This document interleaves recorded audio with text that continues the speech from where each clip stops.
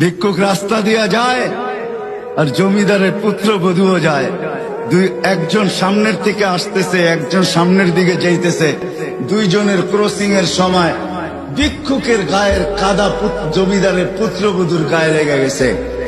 সে দুনিয়া আন্ধার করে ফেলছে, স্বামীকে টাইকা নিয়ে আসছে, বলছে ভিক্ষুক আমার কাপড় নষ্ট করে দিছে। সে শুধু ভিক্ষুক ছিল না, বৃদ্ধ ছিল।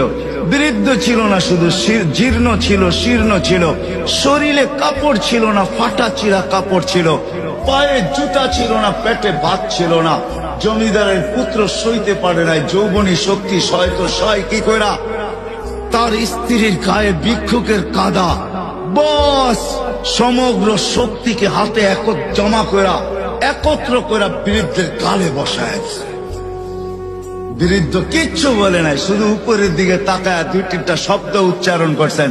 শব্দগুলা হলো ইয়া মাল্লা তারা হলো ওয়ুন, ও আল্লাহ তোকে চোখে দেখা যায় না, ও তারা কুল্লা শাই তুই সব দেখিস, ফারা তারা মা বি তুই কি দেখিস না আমার সাথে কি ঘটতেছে, এটা কি দেখিস না? বলতে দেরি যুবক, মরতে দেরি হয় নাই। জমিদার চলে আসছে, প্রতিশোধ নিবে। বৃদ্ধের একদিকে মুস্কি হাসি, একদিকে বলতেছে প্রেমের খেলা এমনই হয়। জিজ্ঞাসা করছে কিসের প্রেমের খেলা রে? বলছে ওর প্রেমিকার গায়ে আমার কাদা লাগছে, পায়ের